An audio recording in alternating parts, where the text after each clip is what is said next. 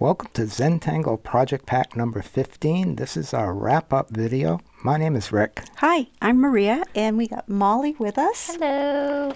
And we had such a wonderful time doing this, and we're loving seeing everything that people are doing.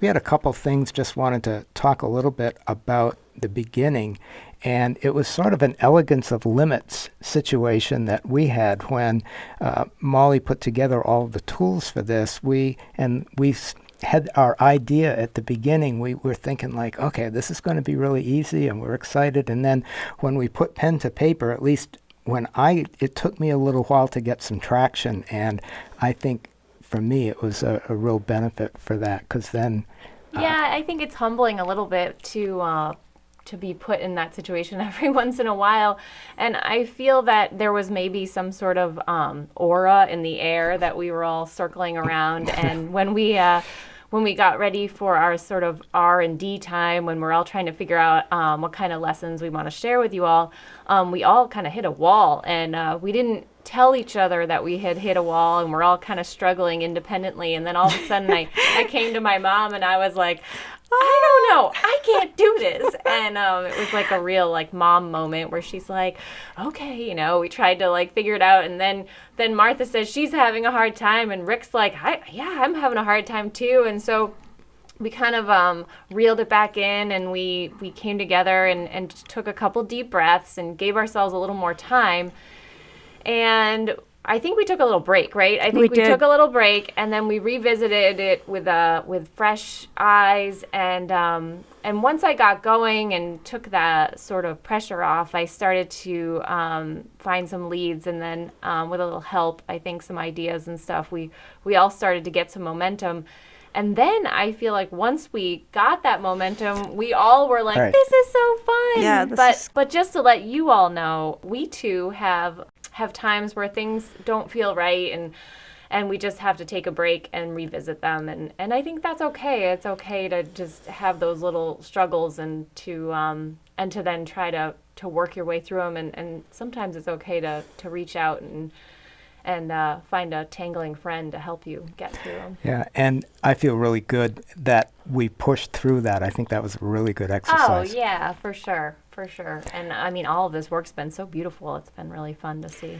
It's funny because you're talking about that, because one of my comments on the Zentangle app on one of these beautiful lettering things was about the fact that if you ever come up to a roadblock and you don't know what to do next, you always have these letters that you can fall back on as a guide to get rolling, either in the border form or in the initial caps, or in the frames, in the pieces Molly and Martha did were just spectacular, and then the circles of letters.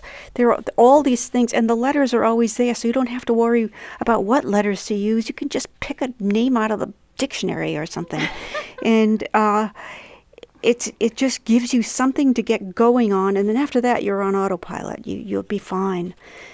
I think it was really fun the way we went about this project pack, where we started with a little bit of like an exercise, right? We kind of like all collaborated on this one piece that felt like sort of this warm up and exploration, and then it allowed us some space to kind of play a little bit. And I love the idea that the warm up was also a piece of artwork. So we had this kind of thing that just became artwork in the end.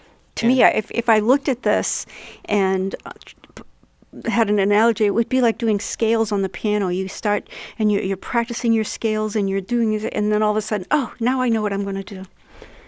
And I think this is either Molly's or Maria's, just getting used to the tools and how they work, and how they interact and how they go together. All these little exercises that we did, or trying out different ideas with the alphabets and different scratch papers, and we just had the best time. And then hiding the letters, right? Or hiding messages words, and tangles, messages. Right? Yeah, I love that. And particularly looking this at, is awesome. Right? I love that. Looking at letters, I don't know if you saw this one, but you see the B and the D all throughout here, and looking at letters as graphic elements themselves. And I think that helps, if you will, forgive the pun, break the spell of words in some way, because you're taking it apart and looking at it as a graphic, particularly like when we did, or, when you look at things in reverse. So this is an R, but it's mirror image, and so you're looking at it as just as a design element. One of the things I wanted to touch base on with this project pack, actually I have two things, but one of them is, and the reason we actually included these little envelopes was to use that sort of double meaning of what a letter is, and sort of to revisit the idea of sending a letter to somebody, and to perhaps inspire you to send a letter to somebody through our snail mail system. So perhaps you have a friend or a family member that you think would benefit from something special that arrives in their mailbox. So we definitely encourage you to do that. And then other thing you can text them and say, I wrote you a letter. Right? Right, and then they get a letter, yeah.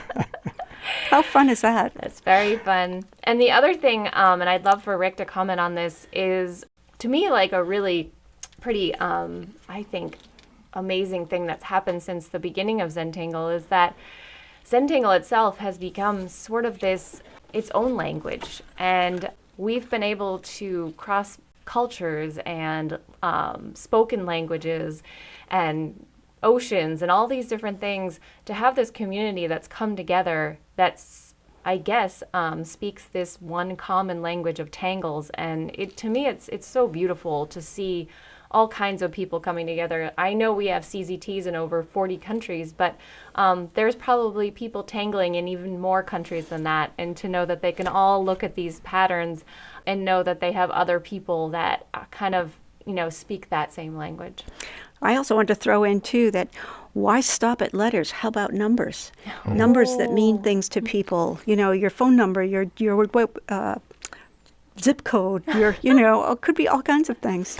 Or you could hide your password and you're in a tangle. Yeah, and have it on pin it up on the wall. Have it on your desk. Yeah. Oh, that's a great idea. But to Molly's comment, I think that this is a common language among people because it's also a common language throughout all of nature. So many of the tangles that we do are things that you see in nature and how we perceive our world. And it transcends language, it transcends dogma, it transcends politics, it transcends age, and it transcends abilities. And it's a wonderful place to meet that is based on creating something beautiful. And no longer being like passively in the audience, but you're actively adding to this language. So you're not just learning a language, you're creating the language along with everybody else. And I think that's just so big part of the excitement for us. I wanted to show you this as well. This is one of the pieces that everybody ended up contributing to, or I think probably Maria did most of it.